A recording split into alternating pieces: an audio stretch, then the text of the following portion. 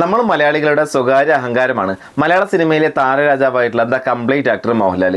മോഹൻലാൽ ആദ്യമായിട്ട് സംവിധാനം ചെയ്ത ഏറ്റവും പുതിയ ചിത്രമായിട്ടുള്ള ബാരോസ് എന്ന് പറയുന്ന സിനിമ ഇന്ന് നമ്മുടെ മുന്നിലേക്ക് റിലീസായിട്ട് എത്തിയിട്ടുണ്ട്. സിനിമയുടെ വിശേഷങ്ങളിലേക്ക് പോകുന്നതിന് മുന്നേ ഒന്ന് രണ്ട് കാര്യങ്ങൾ പറയാണ്. മറ്റൊന്നല്ല, സിനിമയിൽ വന്നിട്ട് ഏകദേശം 45 വർഷത്തോളമായി ലാലേട്ടൻ. ആ ലാലേട്ടൻ ആദ്യമായി സംവിധാനം ചെയ്ത ഒരു സിനിമ എന്നുള്ളത് ഒഴിച്ചാൽ ഈ സിനിമയ്ക്ക് യാതൊരുവിധ ഹൈപ്പും കാര്യങ്ങളില്ല. സാധാരണ ലാലേട്ടൻ നായകനായിട്ട് ഒരു സിനിമ ഇറങ്ങുന്നു എന്നറിയുമ്പോൾ, അല്ലെങ്കിൽ ഏതെങ്കിലും ഒരു സിനിമയിൽ ലാലേട്ടൻ്റെ തല കാണിക്കുന്നുണ്ട് അല്ലെങ്കിൽ ഗസ്റ്റ് റോൾ വരുന്നുണ്ട് എന്ന് അറിഞ്ഞാൽ ആ സിനിമയ്ക്ക് ഓട്ടോമാറ്റിക് ആയിട്ട് ഒരു ഹൈപ്പ് ഉണ്ടാവും. സാധാരണ എല്ലാവരും ആ സിനിമയ്ക്ക് കാത്തിരിക്കും, ആകാംക്ഷയും പ്രതീക്ഷയും ഒക്കെ ഉണ്ടാവും.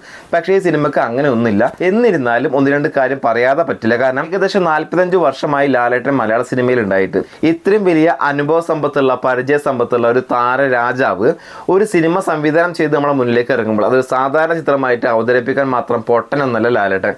ഈ സിനിമയുടെ, അതായത് ഈ ലോകത്തുള്ള സിനിമയുടെ വളർച്ചയും പുരോഗതിയും അതുപോലെ തന്നെ ടെക്നിക്കൽ പരമായിട്ടുള്ള മുന്നേറ്റവും കാര്യങ്ങളൊക്കെ കണ്ട് മനസ്സിലാക്കിയും അറിഞ്ഞു മനസ്സിലാക്കിയിട്ടുള്ള അതിൻ്റെ ഉള്ളിൽ പ്രവർത്തിക്കുന്ന ഒരു നടനാണ് സാക്ഷാൽ മോഹൻലാൽ. സാധാരണയായിട്ട് മോഹൻലാലിന് ഒരു മാസ് മസാല സിനിമ എടുക്കാം മലയാളത്തിൽ, അതുമല്ലെങ്കിൽ ഒരു ത്രില്ലർ സിനിമ എടുക്കാം, അതുമല്ലെങ്കിൽ ഫാമിലി ഓഡിയൻസിനെ കയ്യിലെടുക്കാൻ പറ്റുന്ന നല്ലൊരു സിനിമയുമായിട്ട് ആദ്യ സംവിധാന ചിത്രം നമ്മുടെ മുന്നിലേക്ക് എത്തിക്കാം. പക്ഷേ ഇതിലൊന്നും തൊടാതെ വ്യത്യസ്തമായിട്ടുള്ള ഒരു കഥയും അതുപോലെ തന്നെ വ്യത്യസ്തമായിട്ടുള്ള സിനിമയും 3D രൂപത്തിൽ നമ്മുടെ മുന്നിലേക്ക് എത്തിക്കുമ്പോൾ ആ സിനിമയിൽ എന്തെങ്കിലുമൊക്കെ ഒളിഞ്ഞിരിപ്പ് ഉണ്ടാവും എന്നുള്ള കാര്യം തീർച്ചയാണ്. ഈ സിനിമയുടെ ബഡ്ജറ്റ് എന്ന് പറയുന്നത് ഏകദേശം 50 കോടിക്കടുത്താണ്. അതായത് നമ്മുടെ ലാലേട്ടൻ എന്ന് പറയുന്നത് ഒരു നടൻ മാത്രമല്ല, നല്ലൊരു ബിസിനസ്സുകാരന് കൂടിയാണ്.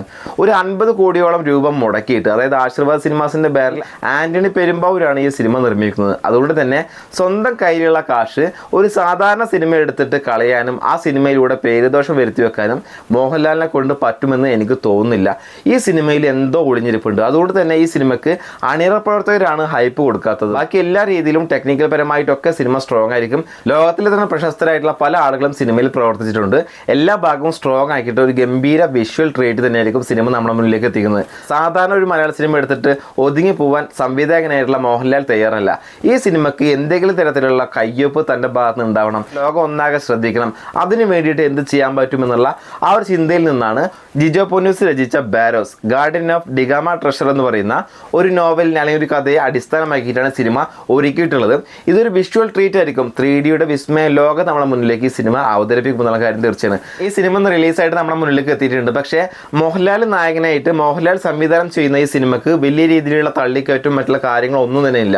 അതിൻ്റെ പ്രധാനപ്പെട്ട കാരണം ഈ സിനിമ ലോ ഹൈപ്പിലാണ് നമ്മുടെ മുന്നിലേക്ക് എത്തുന്നത്. പോരാത്തതിന് സിനിമയുടെ ട്രെയിലറും അതുപോലെ തന്നെ മറ്റുള്ള കാര്യങ്ങളൊന്നും ഒരു പ്രേക്ഷകൻ എന്ന നിലക്ക് ഈ സിനിമയെ ആകർഷിക്കുന്ന തരത്തിൽ ഒന്നും തന്നെ ചെയ്തു വെച്ചിട്ടില്ല. പോരാത്തതിന് സിനിമ 3D രൂപത്തിലാണ് നമ്മുടെ മുന്നിലേക്ക് എത്തുന്നത്. സ്വാഭാവികമായിട്ടും ടിക്കറ്റ് ചാർജും കാര്യങ്ങളും കൂടുതലാണ്. പിന്നെ പോരാത്തതിന് വേറെ സിനിമകളും ഈ സിനിമയുടെ കൂടെ തന്നെ നല്ല രീതിയിൽ ഓടിക്കൊണ്ടിരിക്കുന്നുണ്ട്. അപ്പോൾ ഒരു സ്വാഭാവികമായിട്ടും ഒരു സിനിമ പ്രേമിയെ ടിക്കറ്റ് എടുക്കണമെങ്കിൽ 2 വട്ടം ചിന്തിച്ചതിന് ശേഷം മാത്രമേ ഈ സിനിമയ്ക്ക് ടിക്കറ്റ് എടുക്കുള്ളൂ. സ്വാഭാവികമായിട്ടും റിവ്യൂസും മറ്റുള്ള കാര്യങ്ങളും വരുന്നവരെ ആളുകൾ കാത്തിരിക്കും.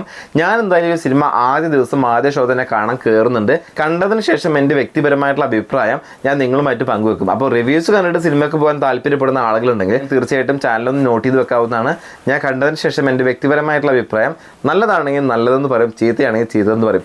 എല്ലാ രീതിയിലും സിനിമ വിജയിക്കണമെന്ന് തന്നെയാണ് എൻ്റെ ആഗ്രഹം. കാരണം നമ്മുടെ മോഹൻലാൽ ദ കംപ്ലീറ്റ് ആക്ടർ എന്ന് പറയുന്ന നമ്മുടെ മലയാളികളുടെ അഹങ്കാരമായിട്ടുള്ള ലാലേട്ടൻ സിനിമ സംവിധാനം ചെയ്ത് അത് മറ്റുള്ള ഇൻഡസ്ട്രി പോലും ഞെട്ടിക്കുന്ന തരത്തിലുള്ള എന്തെങ്കിലും ഒരു കാര്യം അതിൽ ഉൾക്കൊള്ളിച്ചുകൊണ്ട് സിനിമ വലിയ രീതിയിൽ വിജയമാവണം എന്ന് തന്നെയാണ് എൻ്റെയും ആഗ്രഹം. അപ്പോൾ എന്തായാലും സിനിമ കണ്ടിട്ട് വരാം.